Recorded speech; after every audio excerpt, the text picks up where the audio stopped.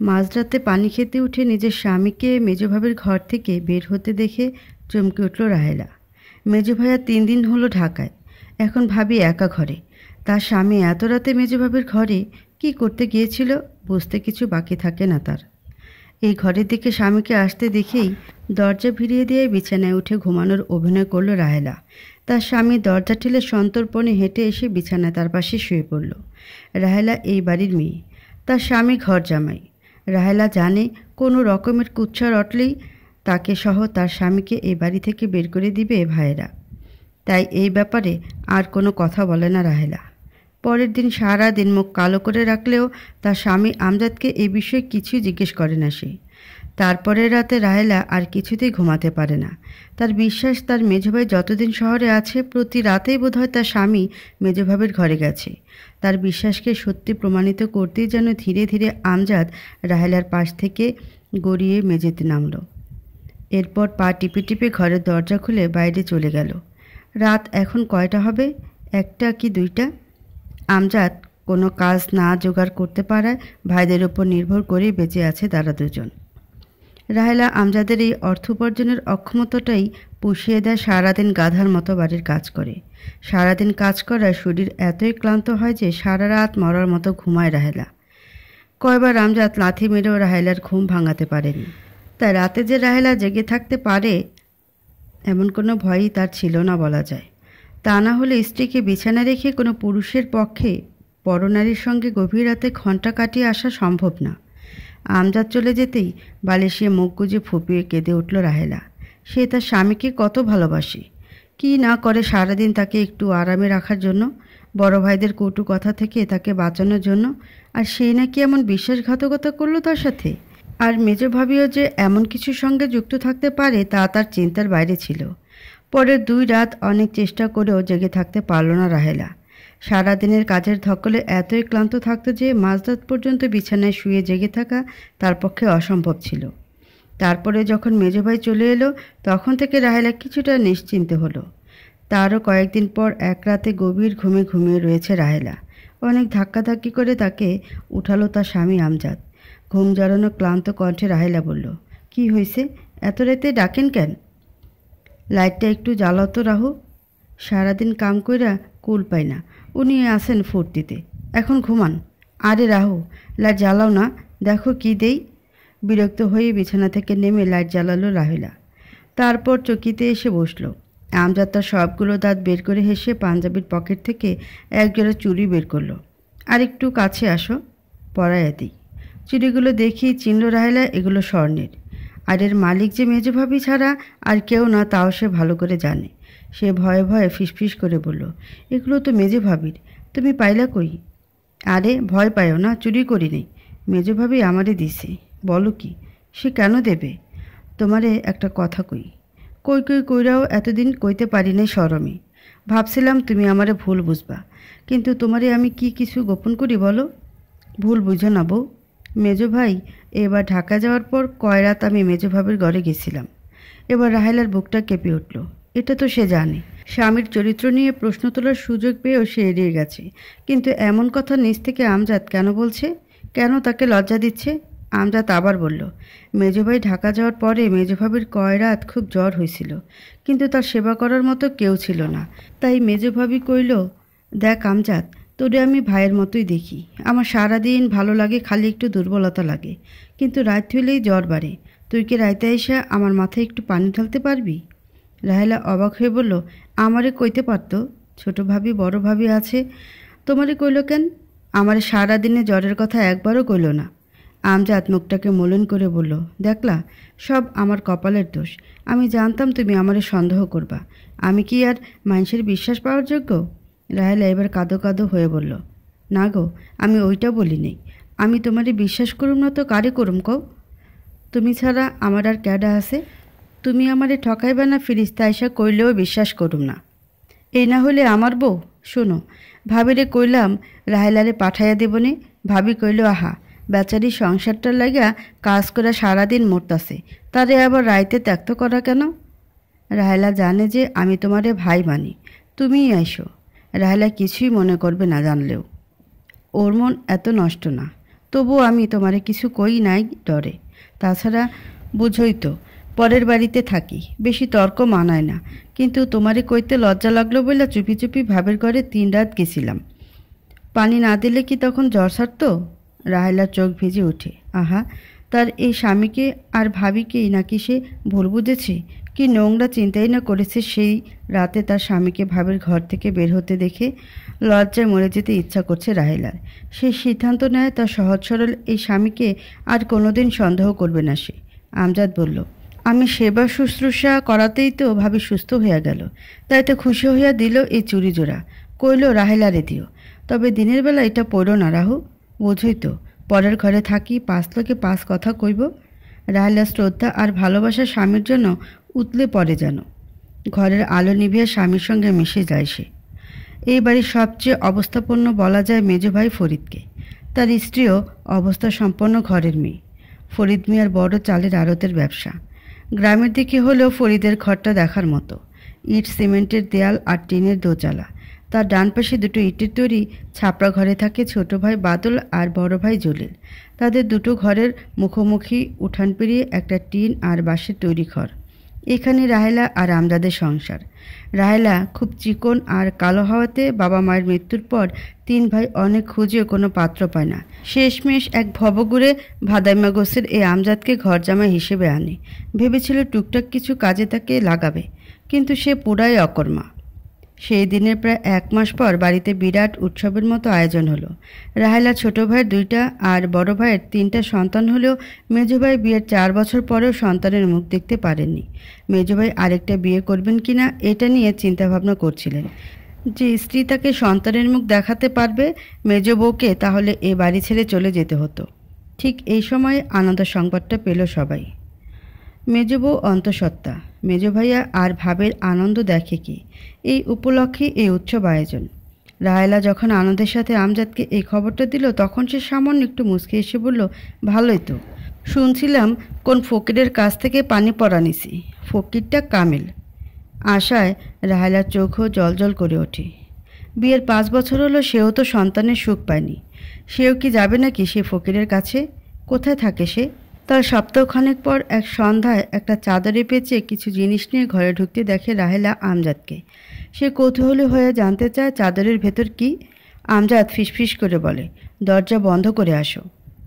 চোখের ওপর চাদর নামিয়ে প্যাঁচ খুলতে রাহেলার চোখ ছানা বড়া হয়ে যায়। এত গহনা সে একসাথে জীবনে কখনো দেখেনি। তার সাথে ওগুলো কি? 500 টাকার নোট না? কতগুলো ওখানে? রাহেলার বিস্ময় কাটতেই চাইল না। আমজাদ হাত ধরে তাকে বিছানায় বসালো, বলল, মেজো ভাবি দিছে।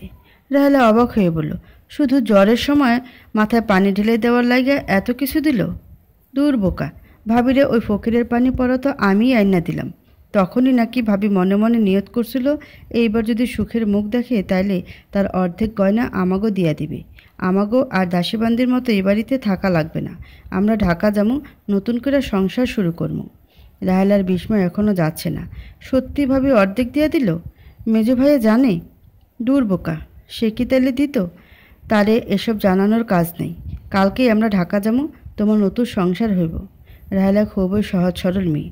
জটিলতার সঙ্গে তার কোনো সম্পর্ক জানাশোনা নেই।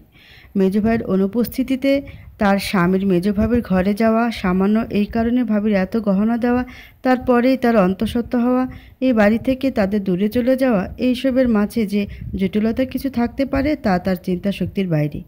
সে ফুপিয়ে কেঁদে ওঠে। তার নিজের একটা সংসার হবে, সেখানে সেই হবে পরিচালক। এই চিন্তার পুলকে সে শিউরে ওঠে। সারা রাত মন নাচতে থাকে। পরদিন ভোরে ঘুম থেকে উঠে স্বামীকে তার পাশে না দেখে সে চমকায় না। ভাবে গেছে কোথাও আশেপাশে। ঘরের আলনা, নিজের জামা কাপড়, সব গহনা আর সারা রাত ধরে নতুন সংসারের চিন্তায় ডুবে থাকা রেহানার স্বপ্নকে সাথে করে নিয়ে রাতে যে আমজাদ এই গ্রাম, জেলা আর তার থেকে অনেক দূরে চলে গেছে তা বুঝতে তার দিন গড়িয়ে সন্ধ্যা হয়ে যায়। তখন পাথরের মূর্তির মতো এই দারিদ্র ঘরে চকিতে বসে থাকা ছাড়া আর তার কিছুই করার থাকে না। আমজাদ যে রাহেলাকে এই বাড়ি ফেলে আর কখনো এখানে ফিরবে না ভেবে একেবারে চলে গেছে তা বুঝতে বাড়ির বাকি সবারও পুরো দিনটা কেটে গেল। সবাই উত্তেজিত। শুধু বাড়ির মেজ বউকে এই বিষয়ে উদ্বিগ্ন কম মনে হলো। সে অন্য কিছু নিয়ে দুশ্চিন্তা করছিল। পাছে হারামজাদাটা যাওয়ার আগে সব ফাঁস করে দিয়ে যায়নি তো?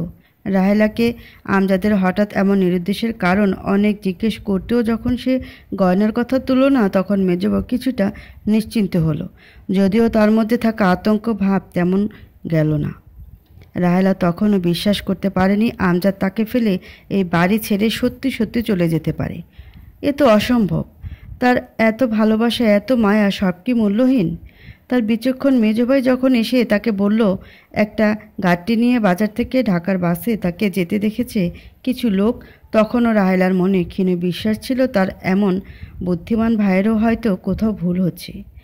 গেলই বা, হয়তো সে ঢাকায় গেছে বাড়িঘর ঠিক করতে, একদিন এসে তাকে নিয়ে যাবে। স্বামীর ক্ষতি হয় সে যদি মামলা খায়, এ ভয়ে গয়নার কথা ভুল করেও উচ্চারণ করে না সে, এমনকি মেজভাবির কাছেও না। ভাবে হয়তো ভাবি গয়নাগুলো আমজাদকে দেয়নি, আমজাদ চুরি করে নিয়ে গেছে। ভাবি হয়তো এখনও টের পায়নি। চুরি করলে তার জন্য ছাড়া আর কেনই বা আমজাদ চুরি করবে? এই গোটা দুনিয়ায় সে ছাড়া আর কে আছে আমজাদের? কে তার স্বামীকে এতটা ভালোবাসবে? আর হোক না সে একটু কালো, চিকন, সন্তানের মুখ দেখাতে পারছে না, এই তুচ্ছ কিছু কারণে তাকে ফেলে যাবে আমজাদ? এটা কিছুতেই হতে পারে না। সে মানুষ চিনতে ভুল করবে? আমজাদ ঘর বাড়ি ঠিক করে আবার আসবেই তাকে ঢাকায় নিয়ে যেতে। সেখানে তার একটা সংসার হবে, নিজের রান্নাঘর, আলমারি থাকবে। সংসারে কি কি বাজার লাগবে তার লিস্ট সে করবে। তার বাড়ির আর এলাকার কিছু মানুষের বিশ্বাস ছিল রাহেলার স্বামী ফিরে আসবে। তারা প্রায়ই রাহেলাকে আশ্বাস দিয়ে বলতো তার স্বামী ফিরে আসবে। ঢাকা শহর তো আর কম কথা না। আমজাদের সহায় সম্বল সম্পর্কে সবার ধারণা ছিল। সেখানে সহায় সম্বলহীন একজন মানুষ আর কয়দিন টিকবে? ঘরে ফিরে আসতেই হবে। এইসব কথা যারা বলতো রাহেলার নজরে এরা পৃথিবীর সেরা মানুষে রূপান্তরিত হতো। তাদের কথা শুনে তার চোখ বেয়ে পানি পড়তে শুরু করত। পুরনো স্বপ্ন আবার প্রাণ ফিরে পেত। আবার তার স্বামীর কাছে অনেক গয়না টাকা আছে মনে হতেই বুকটা ধক করে উঠত। যদি না ফেরে? মেজো ভাবি তাকে বেশি আশ্বস্ত করত তার স্বামী আবার ফিরে আসবে বলে। মেজো ভাবিকে আগে থেকে শ্রদ্ধা করত সে, তা যেন ভালোবাসায় রূপান্তরিত হলো। আগে বাড়ি ঘরের কাজ করে যেটুকু সময় পেত স্বামী সেবা করে কাটিয়ে দিত। এখন সেই সময়টুকু ঘরে বসে কাঁদে আর স্বামীর ফিরে আসার অপেক্ষা করে। দিন যায়, সপ্তাহ যায়, মাস যায়, 1 বছর পেরিয়ে গেল। এখনও আশা ছাড়েনি রাহেলা। মাঝে মধ্যে স্বপ্নে আমজাদ নতুন শাড়ি গয়না নিয়ে দরজা ঠেলে ঘরে ঢোকে। রাহেলার হাত ধরে চকিতে বসায়, অপলক চোখে তার দিকে তাকিয়ে থাকে। হঠাৎ পকেট থেকে স্বর্ণের চুড়ি বের করে পরিয়ে দেয়। খাবারে অনিয়ম, অগোছালো জীবনযাপন, খাটনি রাহেলার চেহারা আরও খারাপ করে দিয়েছে। কিছু করেই সুখ পায় না সে। মেজভাবির ছেলে হওয়ার পর বাড়িতে কাজের মেয়ে রাখা হয়েছে। এখন রাহেলার কাজ কমে গেছে। সে বাচ্চার দেখাশোনা করে, ফিটার খাওয়ায়, ভাবিকে টুকটাক কাজ করে, এই তো। আগে তাও সারাদিন নানান কাজ করে ব্যস্ত থাকত। এখন অবসর সময় শুধু আমজাদের কথা ভেবেই কাটায়। লোকটা না ফিরে আসার কোনো কারণ দেখে না সে। আরও 1 বছর কেটে যায়। চেহারা মলিন, চিন্তিত থাকলেও এখন মেজভাবির সঙ্গে থাকে সে। অনেকটাই নিয়মতান্ত্রিক জীবন। বরাদ্দ করা খাবার না খেলে নষ্ট হবে, এতেই ভাবির বকা খেতে হবে। নিয়মিত খাওয়া, পরিশ্রম কমে যাওয়ায় স্বাস্থ্য ফিরতে লাগলো রাহেলার। চেহারা আরও মায়া মায়া হলো। পাড়ার কিছু মেয়ে বউ বলতে লাগলো, এরকম চেহারা যদি আগে থাকতো তাহলে স্বামী কিছুতেই ফেলে যেত না। মধ্যবয়স্ক স্ত্রী কিনা কয়েকজন রাহেলার মেজ ভাইয়ের কাছে বিয়ের প্রস্তাবও নিয়ে এসেছিল। তাদের সন্তানের দরকার নেই। আগের স্ত্রীর সন্তানদের দেখাশোনা আর গৃহস্থ দেখাশোনা করলেই চলবে। ভাইদের শত অনুরোধ, রাগেও বিয়েতে রাজি হয় না রাহেলা। কেন হবে? তার স্বামী কি মরে গেছে? সে ঢাকায় গেছে। কই, অনেকের স্বামী তো বিদেশ গিয়ে 10-12 বছর পরেও ফিরে আসে। সে বোরা বুঝি এর মাঝে আবার বিয়ে করে, তাহলে সে কেন করবে? তার স্বামীও ফিরে আসবে। সে এত সাহস পাচ্ছিল অবশ্য মেজভাবির কারণেই। তার স্বামী চলে যাওয়ার পর থেকে রাহেলা অনুভব করতে পারে তার মেজভাবি তার জন্য মায়া অনুভব করে। কেমন যেন একটা টান সৃষ্টি হলো দুজনের মাঝে, যা আগে কখনো ছিল না। তার সংসারের দায়িত্ব রাহেলার কাঁধে তুলে দিয়ে নিজেই যেন রাহেলার দায়িত্ব কাঁধে তুলে নিয়েছে। না হলে রাহেলা কবে পাগল হয়ে রাস্তায় ঘুরত। এখন রাহেলার আনন্দ আর মায়ার আরেকটা উৎস হলো মেজ ভাইয়ের ছেলে মনু। ছেলেটা যে এত মায়াবী চেহারা নিয়ে জন্মেছে, একেবারে ছোট থেকে পালার কারণে মা আর ছেলের সম্পর্ক যেন গড়ে উঠেছে ছেলে আর ফুপুর মাঝে। রাহেলাকে পেলে আর কাউকে চায় না। শুধু ছোটবেলা থেকে পালার জন্য না, অন্য কি এক কারণেও যেন রাহেলা বাচ্চা এই ছেলেটার প্রতি একটা টান অনুভব করে। খুব আপন মনে হয় একে। মনের ভুলে মাঝে মধ্যে নিজের স্বামীর চেহারার সঙ্গে একে মিলাতেই নিজেকে মনে মনে গালি দিতে থাকে রাহেলা। তার মাথা কি খারাপ হয়ে গেছে? কী সব উল্টাপাল্টা চিন্তা করে সে। আবার সেসব রাতের কথাও মনে পড়ে যে রাতে মেজভাবির ঘর থেকে আমজাদকে বের হতে দেখেছিল সে। আবার সে চুপি চুপি ছেলেটাকে বুকে চেপে ধরে কানের কাছে ফিসফিস করে বলে, বড় হলে আমারে মা ডাকবি? বলতো বাবা। মা? না। তার মাথা কি খারাপ হয়ে যাচ্ছে? নিজেকে সামলায় সে। এভাবে আরও 2 বছর কেটে যায়। রাহেলার ভালোবাসা এখন মনু আর তার স্বামীর মধ্যে দ্বিখণ্ডিত হলেও এখনও সে তার স্বামীকে ভুলতে পারেনি। আশায় আছে একদিন ফিরবে সে। সেদিনও মনুকে ছেড়ে স্বামীর সঙ্গে ঢাকা যেতে সে প্রস্তুত। কষ্ট হবে, হোক একটু। মনু হাঁটতে পারে, মিষ্টি করে কথা বলতে পারে, পুরো বাড়িটাকে মাতিয়ে রাখে। ছোট ভাই ভাবি, বড় ভাই ভাবি, তাদের সন্তান সবার চোখের মণি। আর মেজো ভাই তো তাকে ছাড়া জগৎটাই চিন্তা করতে পারে না। আর মা এক মুহূর্তের জন্য চোখের আড়াল করেন না। তবুও যে ছেলেটা এর মধ্যে সবচেয়ে বেশি ভালোবাসে তাকে, যার হাত ছাড়া খাবার খায় না, যাকে না জড়িয়ে ধরলে তার ঘুম আসে না, সেই ফুপু রাহেলা। ছোটরা ভালোবাসার প্রতিদান খুব ভালো করেই দিতে পারে। একদিন বাড়ির পাশের রাস্তা দিয়ে একটা সিএনজি যাওয়ার শব্দ শুনে রাস্তায় বেরিয়ে আসে রাহেলা। দেখে উৎসুক দৃষ্টিতে সিএনজির দিকে। আশেপাশের ঘর বাড়ির অনেক মেয়েরাও তাকিয়ে আছে বাড়ি থেকে বেরিয়ে। এদিকে সিএনজি দিয়ে যারা আসা যাওয়া করে অধিকাংশই ঢাকার লোক। রাহেলা উৎসুক হয়ে পাশের বাড়ির কামালের মাকে জিজ্ঞেস করলো, কে গেল গো ভাবি? আরে তুই ঘটনা শুনিসনি নাকি রাহু? বলে হাসতে হাসতে রাহেলার দিকে এগিয়ে এলো। আরে কয় বছর আগে মনে আছে? উত্তরপাড়ার বন্যার জামাই যে তারে ফেলে ঢাকায় চলে গেল, আর ফিরে আসলো না। শোন, 6 মাস আগে বাপ মরার পর লোক ধরে বন্যাও গেল ঢাকায়। গার্মেন্টসে চাকরি পেল। চাকরি করা নাকি খুব সোজা, মাস শেষে নগদ টাকা। তো একদিন রাস্তায় তার জামাইয়ের সাথে দেখা। আর কি চিনতে পারে কি যে বকুনি বন্যার। তারপরে জানা গেল ওইখানে গিয়ে আরেকটা বিয়া করছে। বন্যারে দেখে আবার মনে ধরছে। তাই শুনছিলাম বন্যা ওর জামাইরে নিয়ে আজকে আইব। চাচি তো তাই কইল। কথাটা শুনে রাহেলার বুকের ধকপক বেড়ে গেল। সে ঘরে চলে এলো। এক ঘরে চলে গেল যেন সে। অনেক বছর আগে জমা স্বামীর সঙ্গে সংসার করার স্বপ্ন আবার চোখের সামনে ভেসে উঠল। লোকে বলে তার চেহারা নাকি আগের থেকে সুন্দর হয়েছে। আসলে কি তাই? আয়নার সামনে গিয়ে দাঁড়ালো।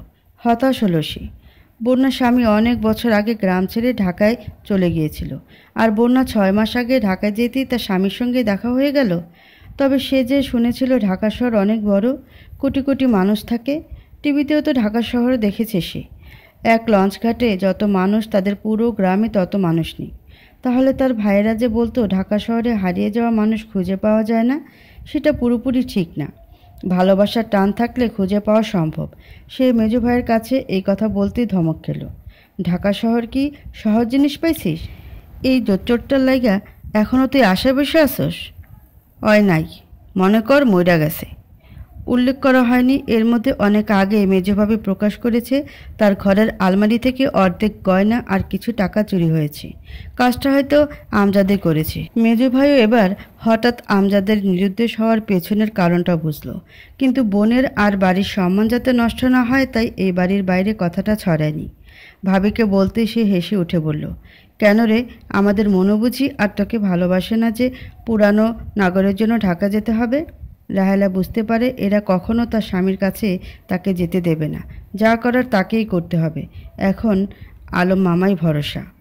আলম মামার আরেকটা নাম দালাল। কয়েকটা পুলিশি কেসও খেয়েছে সে। শোনা যায় গ্রামের সহজ সরল মেয়েদের সুন্দর জীবনের স্বপ্ন দেখিয়ে শহরে নিয়ে গিয়ে দুষ্টু লোকদের কাছে বিক্রি করে দেন। সেখানে তাদের নিয়ে নোংরা কাজ করানো হয়। এই আলম মামায় পথে ঘাটে রাহেলাকে দেখে রঙিন ঢাকার গল্প শোনাতো। সেখানে জীবন কত সহজ। সেখানে একবার কাজে ঢুকতে পারলে যে একজন কাজ করে গ্রামের পুরো গোষ্ঠীকে খাওয়াতে পড়াতে পারবে সেই কথা। কি নেই সেখানে? কেবলমাত্র বোকারাই এখন গ্রামে পড়ে থাকে ইত্যাদি। আকার ইঙ্গিতে রাহেলাকে এটাও বলতে ছাড়েনি যে তার স্বামীর মতো একটা লোককে কয়েকবার দেখেছেন বোধহয়। নিশ্চিত করে বলতে পারছেন না। তবে ঢাকায় গিয়ে খুঁজলে পাওয়া অসম্ভব না। রাহেলা তখন কোনো ভরসা পায়নি।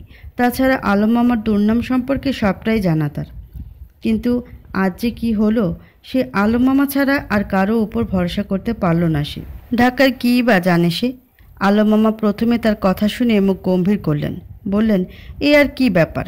মামা বললে ডাকো, প্রয়োজনের কাজে না লাগবো আর কখন? তো ভাইদের অনুমতি তো লাগবো। রাহেলা যখন শান্ত কণ্ঠে বলল, ভাই ভাবি কাউকে জানিয়ে যাবে না, সে চুপি চুপি যাবে, তখন এই 50 ঊর্ধ্ব লোকটার মুখ যে প্রশান্তিতে ভরে গেল তা মাটির দিকে তাকিয়ে থাকায় রাহেলা দেখতে পেল না। আলম বাবা গম্ভীর চাপা কণ্ঠে বললেন, কবে যাবা? আজ রাইতেই। পারবেন? পারুম না মানে? ভাগ্নি বিপদের সময় মামার কাছে আসবে না তো কার কাছে যাবে? আমি তো আগেই বলছিলাম। মামা বইলা ডাকো, দাঁড়াও। এই বলেই ঘরে ঢুকে একটা পুরোপুরি কালো বোরখা আর হিজাব নিয়ে এসে রাহেলাকে দিল। বলল, রাত 10টায় পুকুর পাড়ে আসবা। খরচ? আহা, মামা বইলা ডাকো, আবার খরচ? পুরো দায়িত্ব আমার। রাহেলা জামার ভেতরে বোরখা পেঁচিয়ে নিয়ে ধীরে ধীরে বাড়ির পথে যায়। মনে হাজার প্রশ্ন আর চিন্তা। রাহেলা সন্ধ্যার পর থেকে টুকটাক করে সবাইকে লুকিয়ে ব্যাগ গুছিয়ে ফেলেছিল। ব্যাগে পড়া জামাকাপড় আর জমানো 12,000 টাকা ছাড়া আর কিছুই নিল না। মেজো ভাইয়া সন্ধ্যায় বাড়িতে চলে আসে। 10টার আগেই ঘুমিয়ে পড়ে ভাবিকে নিয়ে। মনু থাকে রাহেলার সাথে। সেও 9টার বেশি জাগতে পারে না। দেখতে দেখতে ঘড়িতে 10টা বেজে গেল। রাহেলা ভেবেছিল যাওয়ার আগে কিছুতেই মনের প্রতি মায়া বাড়ানো চলবে না, তাহলে হয়তো আর যাওয়াই হবে না। কিন্তু বোরকা পরে ব্যাগ হাতে নিয়ে দরজার কাছে গিয়ে বিছানায় ঘুমিয়ে থাকা মনুর দিকে তাকাতেই পুরো বুকটা বিষাদে ভরে উঠল। বিছানায় উঠে মনুকে বুকের সাথে চেপে ধরে ফুপিয়ে উঠল। মনু ঘুম জড়ানো চোখ জোড়া সামান্য একটু খুলল, শুধু আবার ঘুমিয়ে পড়ল। তাকে আস্তে করে শুয়ে দিয়ে ব্যাগ নিয়ে বাইরে বেরিয়ে এলো। ভাইয়া ভাবির ঘর ভেতর থেকে দেয়া। বাইরে একবার নজর দিয়ে দেখলো ছোট ভাইয়া কিংবা বড় ভাইয়ের ঘরের কেউ বাইরে আছে কিনা। না, নেই।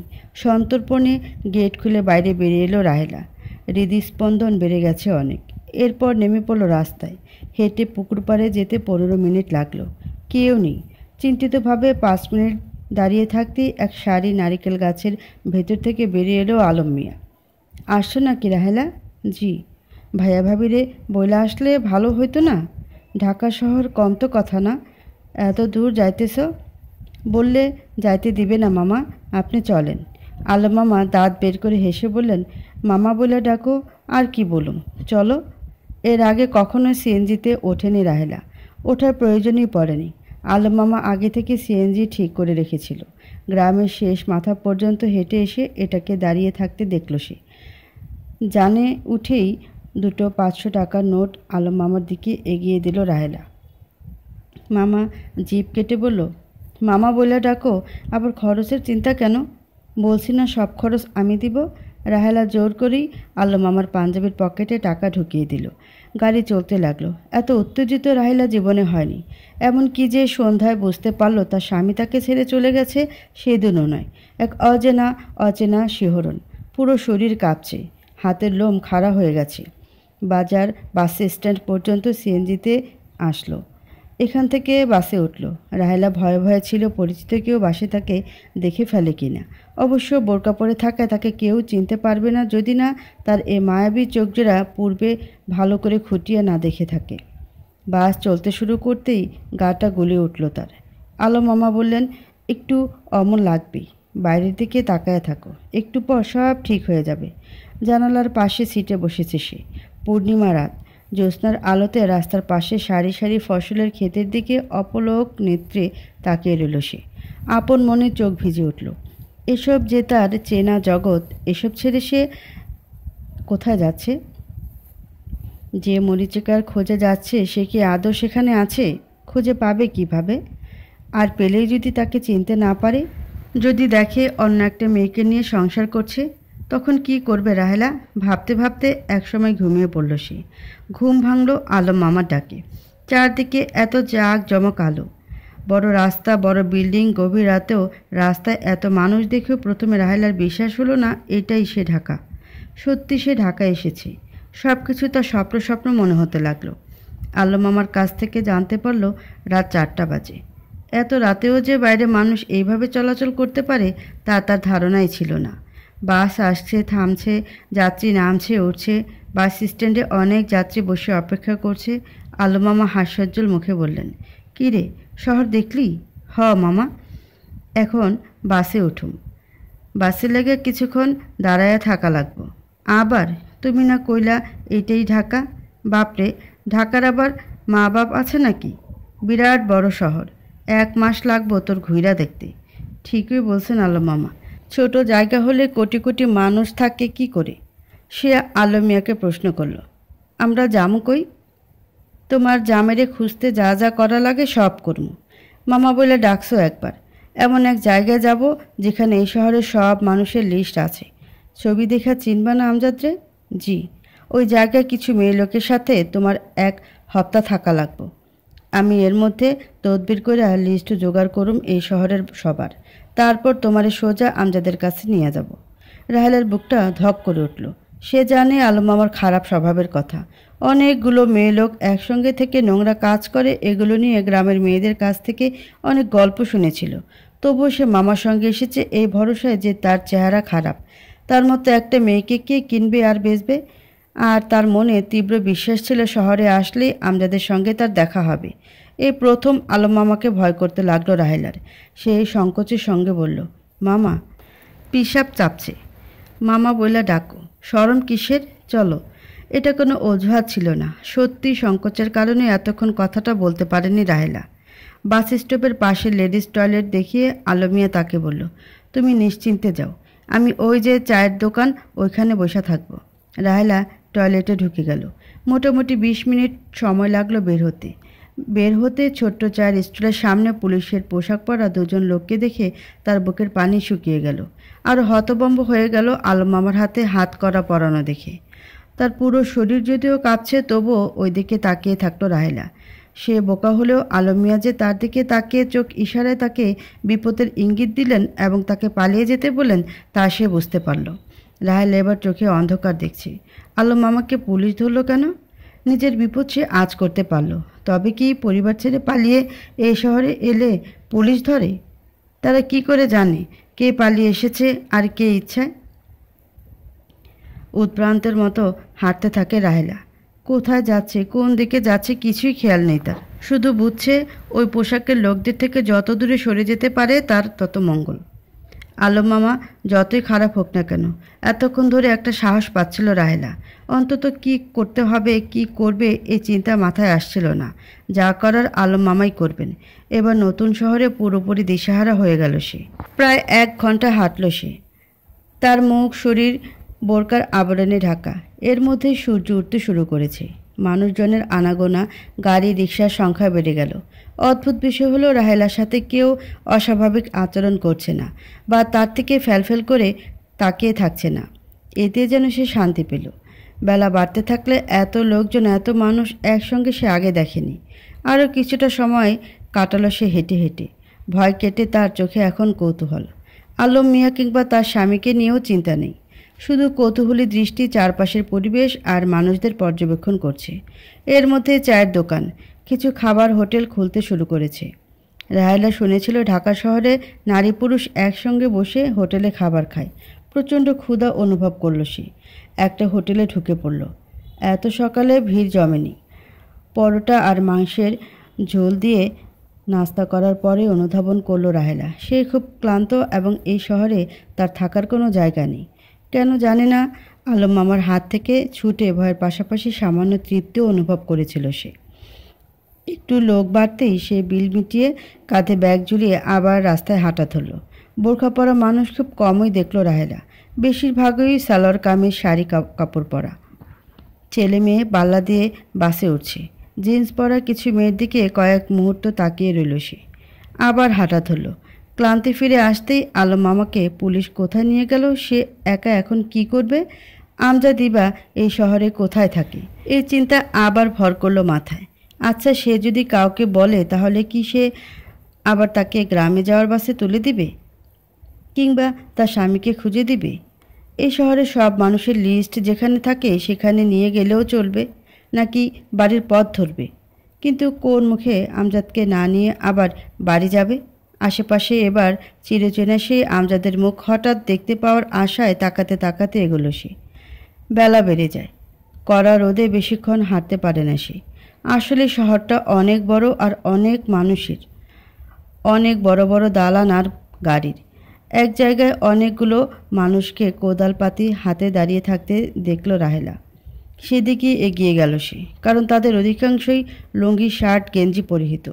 আমজাদকে তো এরকম পোশাকে দেখিয়ে সে অভ্যস্ত, যদিও কারো মুখের মাঝেই আমজাদকে খুঁজে পেল না সে। একসময় দুপুর শেষ হয়ে যায়। এর মধ্যে খাবার দোকান খুঁজে পাবার, পাবলিক টয়লেট খুঁজে প্রয়োজনীয় কাজ সারা করে ফেলেছে রাহেলা। ক্লান্ত হলেই জায়গা পেয়ে ছায়ায় বসে জিরিয়ে নেয়। আস্তে আস্তে তার মনের ভয় কেটে যেতে থাকে শহর নিয়ে। সেখানে জায়গা নেই রোমাঞ্চ। নতুন অদ্ভুত এক জগৎকে দেখে সে বিস্মিত।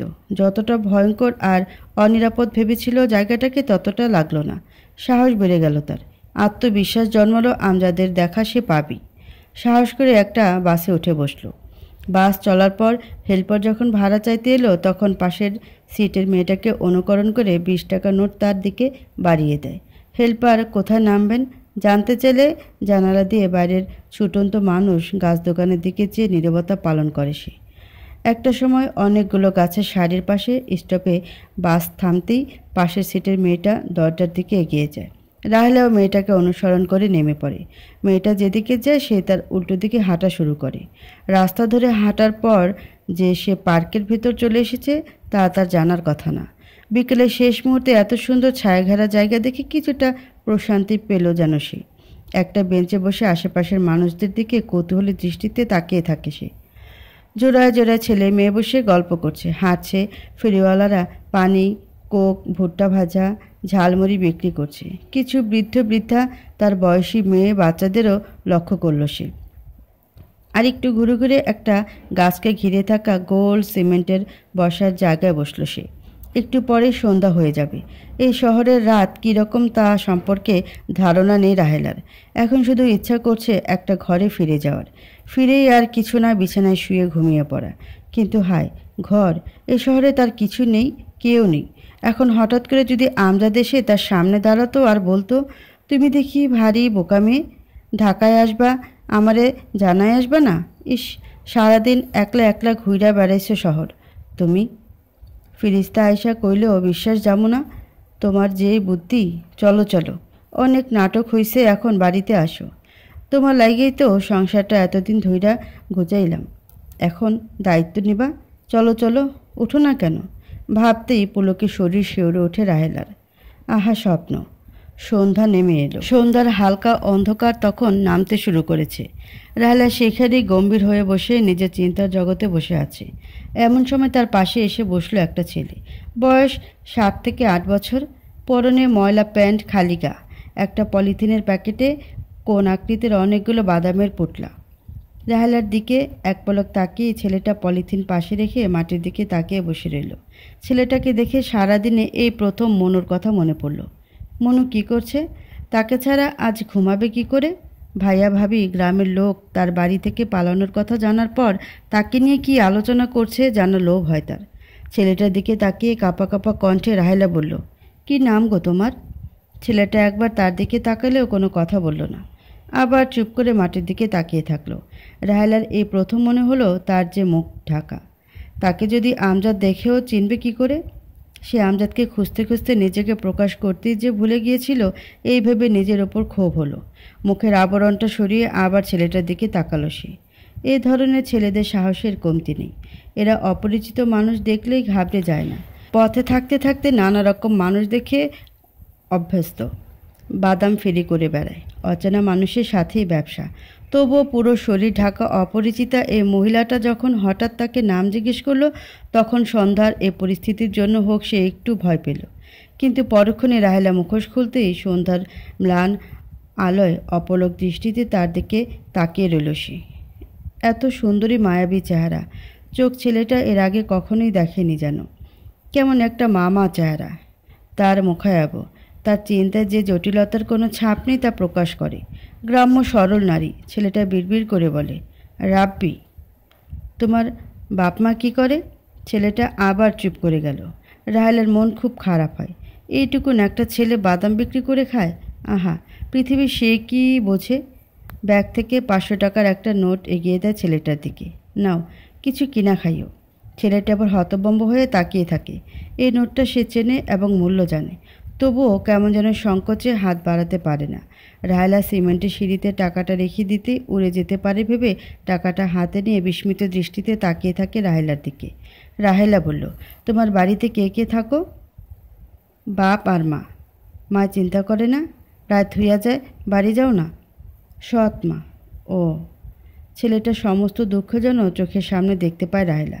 ছেলেটা আবার অনেকটা সাহস সঞ্চার করে বলে, আপনি বাইতে যাবেন না?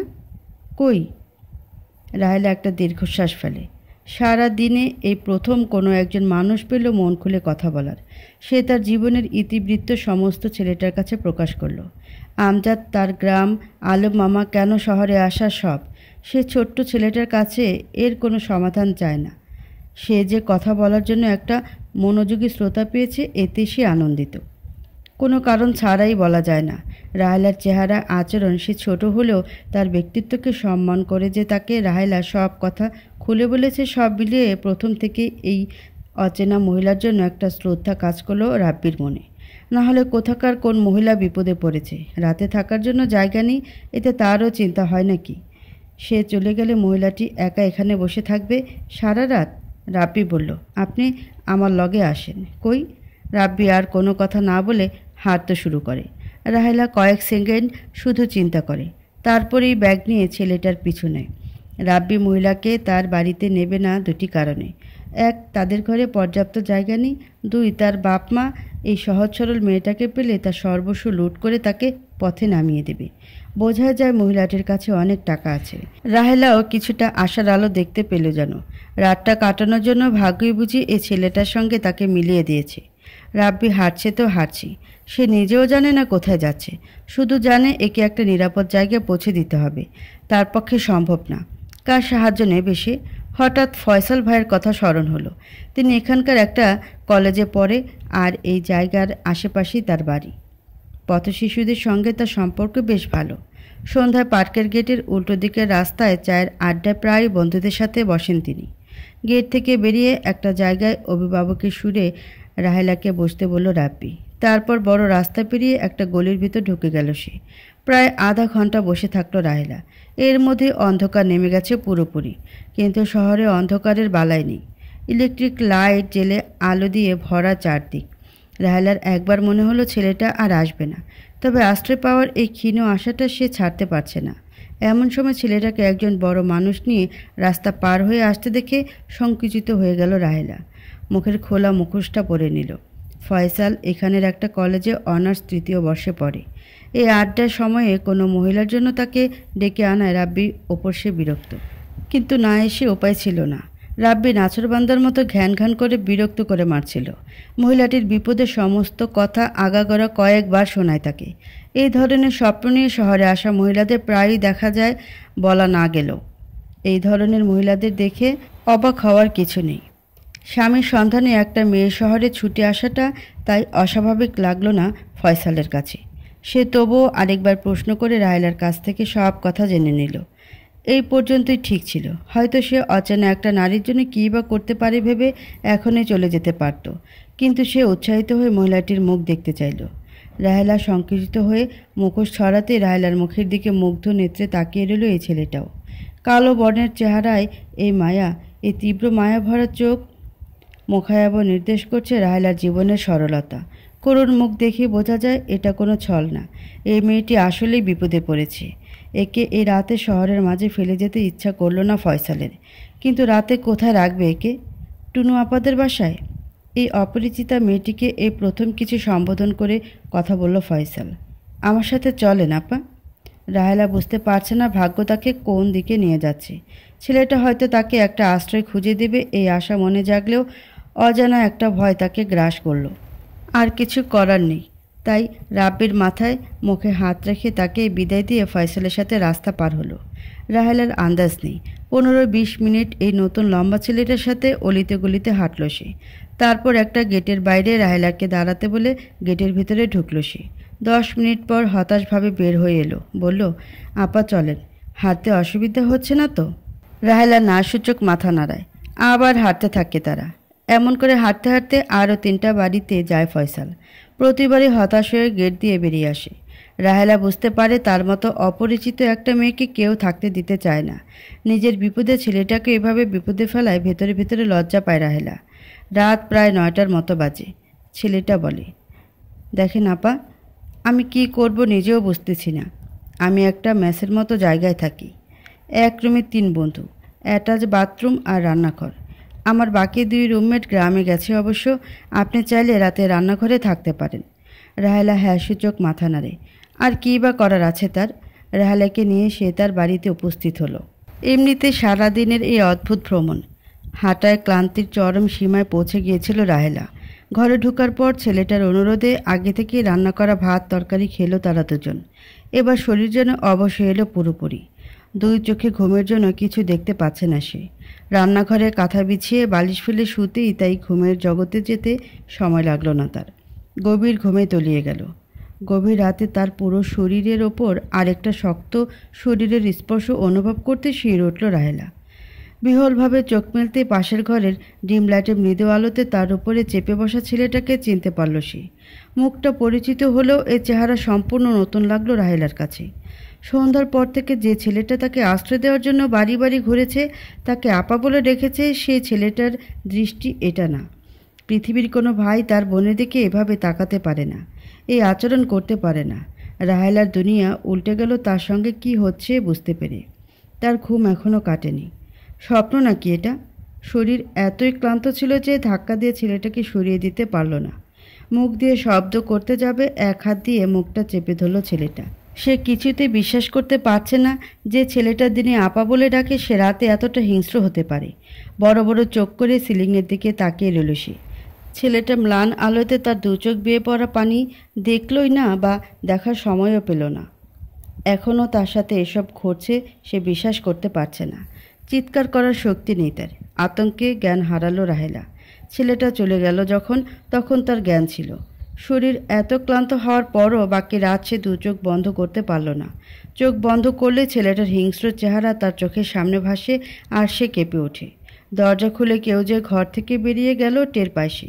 এক অচেনা ছেলের সাথে এই বাড়িতে আসাটাই তার ভুল ছিল। এক বিন্দু নড়ার শক্তিও তার নেই। একজন পুরুষের মানুষ আর পশু 2 রূপের সঙ্গে এই নারীর পূর্ব পরিচয় হওয়ার কথা না। বিষাদে পুরো মন রাতের মতোই আঁধার হয়ে গেল তার। সকালবেলা যখন সে উঠে জামা জড়িয়ে পাশের ঘরে গেল, দেখল কেউ নেই। সে বাথরুমে চলে গেল। নিজের শরীরের প্রতি এক ঘৃণা অনুভব করল। এখনও ঘোরের মধ্যে কাটছে তার চিন্তা। এই চিন্তায় আমজাদ নেই, আছে শুধু নিজে। হাঁটছে বসছে কেঁপে কেঁপে। ফ্রেশ হয়ে ঘরের বাইরে বেরোলো না রাহেলা। পাথরের মূর্তির মতো বিছানার ওপর বসে রইল। প্রায় দুপুরের দিকে ঘরে ফিরল ফয়সাল নামের ছেলেটা। এসে রাহেলার পায়ের কাছে হাঁটু গেড়ে বসে কান্নায় ভেঙে পড়ল। আমারে মাফ করে দেন আপা, আমার নিয়ন্ত্রণ ছিল না নিজের ওপর। প্লিজ আপা, এইসব আশেপাশের লোকজন জানলে সব শেষ হয়ে যাবে আমার। আমি গরিব, আমার গ্রামে পরিবার পথে বসে যাবে, আমার লেখাপড়া বন্ধ হয়ে যাবে। আপনি আমার বড় আপা, আমারে মাফ করে দেন। রাহেলা বিহ্বল দৃষ্টিতে ছেলেটার মুখের দিকে তাকিয়ে রইল।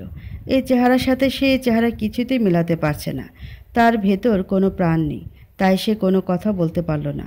ছেলেটা যে তার পা চেপে ধরে ফুপিয়ে কাঁদছে, ছেলেটাকে সরিয়ে দেওয়ার ক্ষমতাও তার নেই। ছেলেটা আবার ফুপিয়ে উঠে বলল, প্লিজ আপা, এবারের মতো আমারে ক্ষমা করেন। আপনি যা বলবেন তাই করব। প্রয়োজনে আপনার স্বামীরে যেখানে থেকে পারি খুঁজে এনে দেব। আপনাদের কাজের ব্যবস্থা করে দিব। আপনি চাইলে গ্রামে পৌঁছাইয়া দিব। প্লিজ আমারে মাফ করেন। রাহেলা তবুও কথা বলে না। ছেলেটা এবার পকেট থেকে কয়টা 500 টাকার নোট বের করে রাহেলার পাশে রেখে বলল, এই টাকা কয়টা রাখেন, লাগলে আরও দিব, আপনি চলে যান। এবার রাহেলার হুঁশ ফিরল। চলে যান, চলে যান, বিড়বিড় করে বলল সে। ফয়সাল ভয় পেয়ে গেল উদ্ভ্রান্তের মতো এই কণ্ঠ আর দৃষ্টি শুনে। টাকার দিকে সে ফিরেও তাকালো না। তার এক সেট জামা বাথরুমে পড়ে রইল। সে রান্নাঘর থেকে নিজের ব্যাগটা তুলে নিয়ে ঘর ছেড়ে রাস্তায় বেরিয়ে এলো। বোরকা পরেনি সে, বোরকাও রান্নাঘরে পড়ে রইল। চুল উস্কো খুস্কো, বিড়বিড় করে বলছে, চলে যান, চলে যান। আর হেঁটে চলেছে ভয়ঙ্কর এই শহরের একটি গলির রাস্তা দিয়ে। যে রাহেলা এই শহরের প্রতি ভয় কমিয়ে ধীরে ধীরে রোমাঞ্চ অনুভব করতে শুরু করেছিল, সেই রাহেলা এই শহরকে আগের চেয়ে দ্বিগুণ ভয় পেয়ে এখন পালাতে চাইছে। সে কি করছে, কোথায় যাবে কিছুই বুঝতে পারছে না, শুধু হাঁটছে। সব কিছু কেমন যেন বিষাদ মাখা লাগছে। রাতে সে ভয়ঙ্কর স্মৃতির মোছার জন্য বারবার আমজাদের কথা মনে করতে চাইলেও পারল না। এই মুহূর্তে খুব কাছের কাউকে জড়িয়ে ধরে কাঁদতে ইচ্ছা করছে তার, কিন্তু কেউ নেই এখানে তার। এটা তার সাথে কি হয়ে গেল? সবাই যদি জেনে যায় এই ঘটনা, তাহলে তার কি হবে? সে আমজাদকে মুখ দেখাবে কি করে? গ্রামে ফিরে গিয়ে ভাই ভাবিকেই বা মুখ দেখাবে কি করে? নানান চিন্তা মাথায় ঘুরছে। হুঁশ নেই রাহেলার। সে ভয়ার্ত দৃষ্টিতে চারদিকে তাকালো। কত মুখ! ইস, একটা পরিচিত মুখ নেই। সেই ছোট্ট ছেলে রাব্বির দেখা যদি সে পেত। সব রাস্তা গুলিয়ে ফেলেছে সে। চীনে গত সন্ধ্যা সেই জায়গায় যেতে পারবে না সে। বিপদের আশঙ্কা অনুভব করতে করতে ধীরে ধীরে সজাগ হতে চাইল তার মস্তিষ্ক। আবার ভয়াবহ স্মৃতি চোখের সামনে ভেসে উঠতে পালাতে চাইল এই জায়গা ছেড়ে যত দূর যাওয়া যায় তত দূরে। হঠাৎ পেছন থেকে সেই পাষণ্ড ছেলের ডাক শুনে শিরে উঠল রাহেলা। পেছনে একবার তাকে আবার উদ্ভ্রান্তের মতো হাঁটতে লাগলো। ছেলেটা ছুটে তার দিকে আসছে। তারও ছুটে পালাতে ইচ্ছে করছে, কিন্তু এত মানুষের মাঝে তা করতে সংকোচ বোধ করছে। সে উন্মাদ হয়ে যায়নি, তার সুস্থ জ্ঞান আছে। ছেলেটা একেবারে তার কাছে চলে এলো। সে এখন কি করবে? চেঁচিয়ে লোকজনের সাহায্য চাইবে। ছেলেটার দিকে আবার তাকালো রাহেলা। ভয়ঙ্কর মনে হচ্ছে না তো তাকে? কান্না ভেজা চোখ, করুণা প্রার্থনা করে এই মুখ। ছেলেটার হাতে রাহেলার বোরকা। সে এতক্ষণে নিজের দিকে তাকালো। এত মানুষের মাঝখানে বোরকা ছাড়া এতক্ষণ শুধু শাড়ি কাপড় পরে হেঁটেছে ভাবতেই অস্বস্তি লাগলো। বোরকাটা নিয়ে রাস্তার একপাশে দাঁড়িয়ে পড়ে নিল সে। আবার হাঁটতে লাগলো। ছেলেটাকে পুরোপুরি এড়িয়ে চলছে সে। ছেলেটা তার পিছু ছাড়ছে না। আপা, প্লিজ আমারে মাফ করে দেন। আমি এই মুখ কাউরে দেখাতে পারবো না। আমি এই পাপের মূল্য দিতে যে কোনো কিছু করতে পারি। আপনার স্বামীরে আমি পুরো শহর হলেও খুঁজে বের করব। রাহেলা কোনো উত্তর দেয় না। হন হন করে হাঁটতে থাকে। অলিগলি পেরিয়ে যায়। কোথায় যাচ্ছে নিজেও জানে না। অন্তত এই নোংরা ছেলেটার থেকে দূরে যেতে চাইছে সে। ছেলেটার গতি না কমায় দুজনের দূরত্বও কমছে না। ছেলেটা তার স্বামীকে খুঁজে দেওয়ার কথা বলতেই তার মনে ক্ষীণ আশার আবির্ভাব হলেও ছেলেটাকে সে আর বিশ্বাস করে না। ছেলেটাকে তার পিছু নিতে না করার মতো শব্দ তার মুখে দিয়ে বেরোলো না। ঘৃণায় আড়ষ্ট হয়ে রইল জিহ্বা। এইভাবে আরও অনেকক্ষণ হাঁটতে লাগলো রাহেলা। একসময় বুঝতে পারল তার যাওয়ার কোনো জায়গা নেই, কোনো আশা নেই। ছেলেটা তাকে একটা কাজ জোগাড় করে দেওয়ার প্রতিশ্রুতি দিল, নিরাপদ জায়গার থাকার কথা শোনালো। ছেলেটার দিকে না ফিরে তাকিয়ে হাঁটছে আর হাঁটছে সে। মাথা চক্কর দিচ্ছে এবার। চারপাশ আধার আধার হয়ে এলো ক্লান্তিতে। রাহেলা এবার থামলো, ছেলেটার দিকে তাকালো।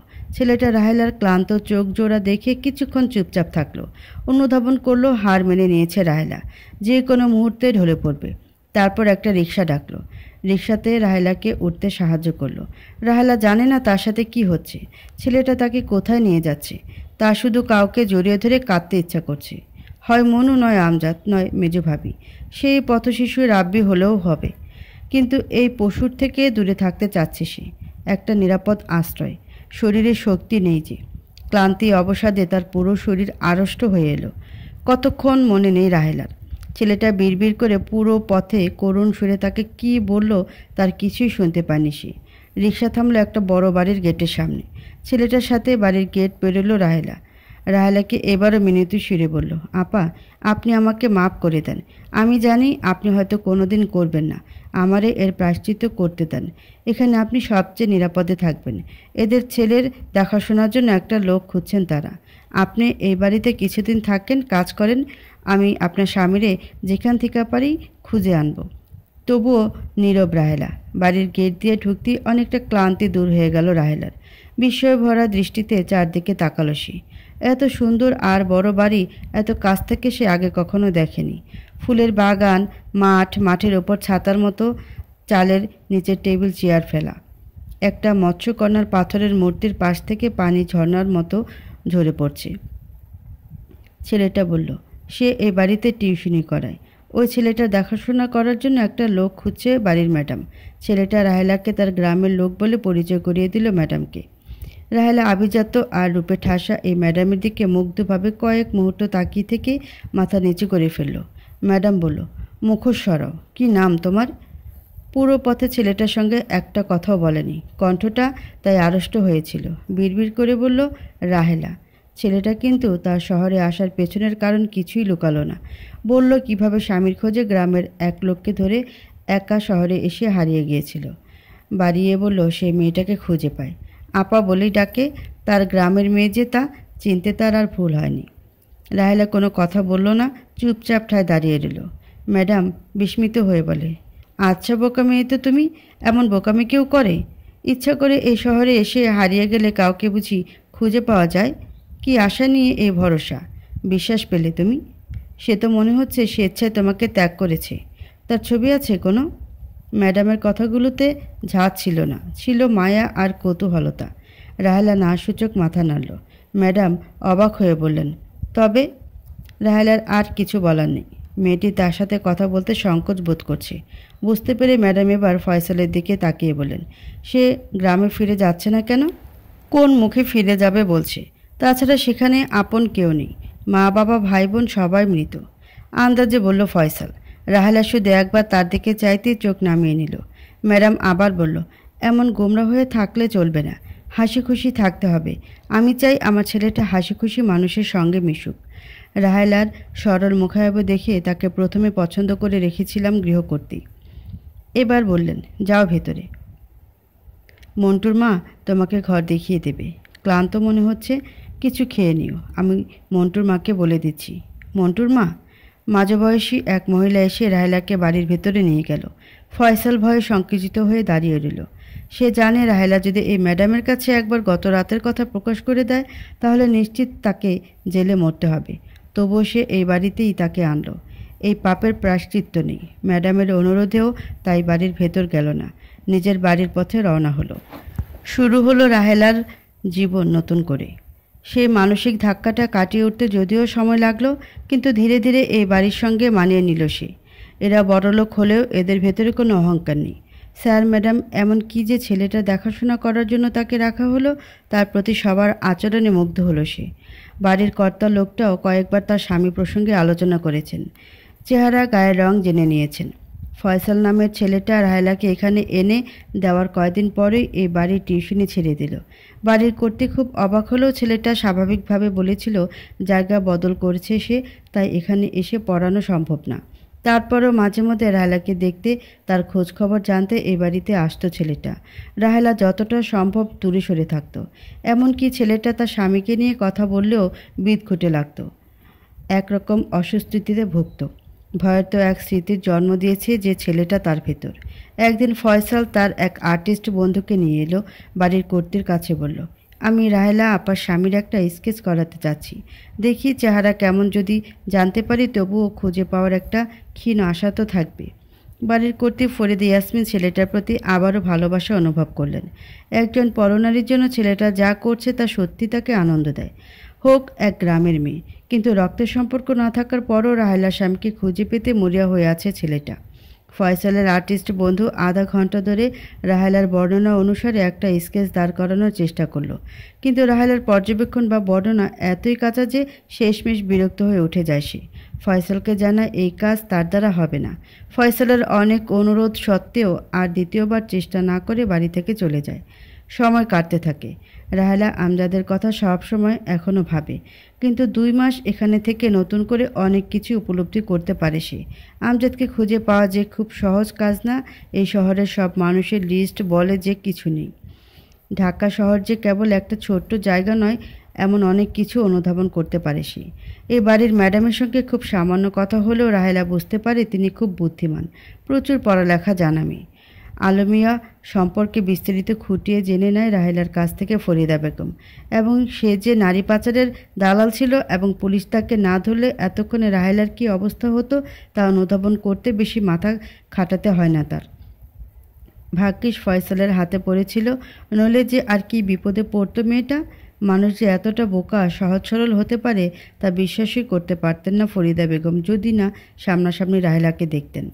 মেয়েটার জন্য একটা টান অনুভব করেন তিনি, চান কোনো একটা উপকার করতে, কিন্তু মেয়েটা তার স্বামী সম্পর্কে এমন কোনো তথ্যই জানে না যার মাধ্যমে তাকে খুঁজতে শুরু করবে সে। এমনকি এটাও নিশ্চিত না ঢাকাতেই আছে সে। ফয়সালেরও যে কী হলো, তার ফোন বন্ধ, কিছুদিন যোগাযোগ রেখে রাহেলার স্বামীর অনুসন্ধানের তদবির করলেও অনেক দিন ধরে এই বাড়িতে আসে না সে। রাহেলা যে ফয়সালকে দেখে কেমন সংকুচিত হয়ে যায় তা তার নজরে পড়েছে, কিন্তু এর মধ্যে জটিল কিছু থাকতে পারে এমন চিন্তা তার মাথায় আসেনি। তার 8 বছরের ছেলে সবুজও এই রাহেলাকে খুব পছন্দ করে। তার অনেক কথাই না শুনলেও রাহেলার কথা শোনে। তাই তিনি ভাবলেন, থাকুক মেয়েটা এখানে, যতদিন থাকতে চায়। তিনি বা তার স্বামী সারাদিন বাড়িতে থাকেন না, সবুজের দেখাশোনাটা তো অনায়াসে করছে রাহেলা। এভাবে আরে কয়েক মাস গেল। এখন নিজের বাড়িই যেন হয়ে গেছে এটা রাহেলার। তার সঙ্গে কেউ এখানে কাজের লোকের মতো ব্যবহার করে না। সবুজের প্রতি আশ্চর্য একরকম মায়াও জন্মে গেছে তার। মাঝে মধ্যে গ্রামের কথা, ভাইয়া ভাবির মনুর কথা মনে পড়ে তার, কিন্তু তাদের সঙ্গে যোগাযোগের কোনো ব্যবস্থা নেই। তাছাড়া ম্যাডাম জানে গ্রামে তার আপন কেউ নেই। যদি জানে সে মিথ্যা কথা বলছে, হয়তো তাড়িয়েও দিতে পারে। ম্যাডাম তার গ্রাম, ফয়সালের বাড়ি কত দূর, তাদের বাড়ি থেকে ইত্যাদি প্রসঙ্গ তুলতে সে চুপসে যায়। এমন কোনো রাত নেই অবশ্য আমজাদকে তার মনে পড়ে না। আরও 3 বছর পেরিয়ে যায়। এখন পাকাপোক্ত এই বাড়ির লোক রাহেলা। এই বাড়ির সবুজ স্যার, ম্যাডাম, মন্টুর মা, বাড়ির কেয়ারটেকার আবুল ভাই, দারোয়ান জামশেদ ভাই, মালি, রজব চাচা, এর বাইরে আর তার দুনিয়া নেই। তার মন এর মধ্যেই বিচরণ করে। খুব একটা বাড়ির বাইরে যাওয়া লাগে না তার। মন্টুর মায়ের সঙ্গে যদিও বা একটু যায়, রাস্তায় হাঁটার সময় বুক ধকধক করে। আরও চোখে পরপুরুষের দিকে তাকায়, শুধু একটা পরিচিত মুখ দেখতে পাবে এই আশায়। আমজাদের মুখ ভর্তি হয়তো দাড়ি, হয়তো আর একটু মোটা হয়েছে সে। রাহেলা যেমন আমজাদকে খুঁজছে, আমজাদও হয়তো তাকে খুঁজে বেড়াচ্ছে। হঠাৎ যদি চলতে চলতে কোনো একদিন আমজাদের সঙ্গে মুখোমুখি হয়ে যায়, কি বলবে সে? ভাবতে থাকে। এখনও মাঝরাতে একটা সংসারের স্বপ্নে বিভোর থাকে রাহেলা। জানে না আমজাদ কি করে জানবে সে এখানে আছে। তবুও আশায় থাকে খুঁজে খুঁজে একদিন হয়তো এখানে চলে আসবে আমজাদ। তাকে নিয়ে চলে যাবে নতুন ঘরে, যে বাড়ির করতে হবে সে। মাসিক বাজারের লিস্ট করবে সে। সৃষ্টিকর্তার করুণায় হয়তো মনু কিংবা রাব্বি কিংবা এই সবুজের মতো ফুটফুটে একটা সন্তান হবে তার। গল্পটাকে এখানে শেষ করে দেওয়া হলো, কিন্তু রাহেলার রাত দিন কি এখানে সমাপ্ত হবে? না, সে আরও দীর্ঘদিন বাঁচবে। সে একটা আশ্রয় পেয়েছে এখন। এখন তার স্বপ্ন দেখতে বাধা কোথায়? আমজাদকে দুনিয়ার আর কেউ না চিনলেও রাহেলা চেনে। আমজাদ বোকা, স্বপ্নবাজ, অকর্মা হতে পারে, কিন্তু জোচ্চোর না, বিশ্বাসঘাতক না। এই বিশ্বাস তার মনে না থাকলে এতদিন বেঁচে থাকতে পারত না রাহেলা, বা গ্রাম ছেড়ে শহরে আসার মতো মনোবলও পেত না। একবার ভেবেছিলাম রাহেলাকে আবার কিছু সময়ের জন্য গ্রামে পাঠাতে। ভাগ্যিস পাঠায়নি। এই দুঃখী সরল মেয়েটার জীবনে দুঃখ আর বাড়িয়ে লাভ কি? তার স্বপ্ন আশা খুন করার আমি কে? কিছু সত্ত্বেও তার অগোচরই থাক না, সে তার বাকি জীবনে আর গ্রামে ফিরে যায়নি। জানতে পারিনি তার জীবনের কঠিন সত্যটা। সে যদি ফিরে যেত তাহলে দেখত তার মেজ ভাইয়ের সাজানো গোছানো সংসারটি আর নেই। গ্রামের ধান ক্ষেতের আইলে 7-8 বছরের একটা ছেলের ছেঁড়া একটা নোংরা প্যান্ট আর খালি গা নিয়ে পালিয়ে বেড়ানো, সব সময় আতঙ্ক নিয়ে ছুটে চলা ছেলেটা যে তার সে অর্ধেক ভালোবাসা পাওয়া মেজ ভাবির ছেলে মনু, তাও সে চিনতে পারত না। যার মুখ দেখলেই এখন সবাই জারজ জারজ বলে খেপিয়ে তোলে, তাড়িয়ে দেয়। মেজো ভাবি জেলখানায়, মেজো ভাই ব্যবসা, ছোট আর বড় ভাইকে বুঝিয়ে দিয়ে সারাদিন ঘরে বসে নেশা করে। আমজাদ নিখোঁজ হওয়ার আগের দিনে মেজো ভাবি তার জীবনের সমস্ত গোপন কথা মেজো ভাবির আপন বড় ভাইয়ের কাছে প্রকাশ করে। তার বড় ভাই তার উপর রাগ করে না, বুঝতে পারে এছাড়া এই সংসারে টিকে থাকার আর কোনো পথ খোলা ছিল না। শুধু এখন তার বোন জামাতা আর অন্য কেউ এই কথা না জানলেই হলো। রাহেলার মতো আমজাদও যখন গভীর রাতে বিছানায় শুয়ে ভাবছিল রাহেলা তার জন্য জীবনে কত কিছু করেছে, এই সুযোগ তাকে একটু সুখের মুখ দেখানোর। এই গয়না, টাকা আর রাহেলাকে নিয়ে কালই ঢাকায় চলে যাবে। এমন সময় বাড়ির বাইরে মেজো ভাবির ডাক শুনে আমজাদ বাইরে বেরোয়। ভাবির পেছন নিয়ে নিয়ে বাড়ির পেছনের জঙ্গলে যায়। ভাবি তাকে দাঁড়াতে বলে, কোথায় গেল? এমন সময় মাথার পেছনে ভারী কিছু একটার আঘাত পায়। শেষবারের মতো দুনিয়াকে ঝাপসা দেখে। তার লাশের সাথে সন্তর্পণে ঘরে ঢুকে আনা আমজাদের সমস্ত জামাকাপড়ও পুঁতে ফেলা হয়, গয়নাগুলো পুঁতে ফেলা হয় তার সাথে। চারদিকে সেই লোক দিয়ে ছড়িয়ে দেয়। ঢাকায় যাওয়ার গাড়িতে উঠতে দেখেছে আমজাদকে। মেজো ভাবির বড় ভাই যা সাহায্য নিয়ে কাজটি করেছিল সে অনেক দিন পর অন্য একটা মামলায় ধরা পড়ে। তার পূর্বের এই অপরাধের কথা স্বীকার করে। সাথে সাথে চাঞ্চল্য সৃষ্টি হয় পুরো গ্রামে। গ্রামের এমন কোনো মানুষ নেই সেদিন মাটি খুঁড়ে আমজাদের কঙ্কাল তোলার সাক্ষী হয়নি। ও শুধু একটি মেয়ে বাদে। সে তখন শহরের রাস্তা দিয়ে মন্টুর মা নামে পরিচিত এক মহিলার সাথে হাঁটতে হাঁটতে আরও চোখে পরপুরুষের দিকে তাকিয়ে পরিচিত একটা মুখায়াব মেলানোর চেষ্টা করছিল।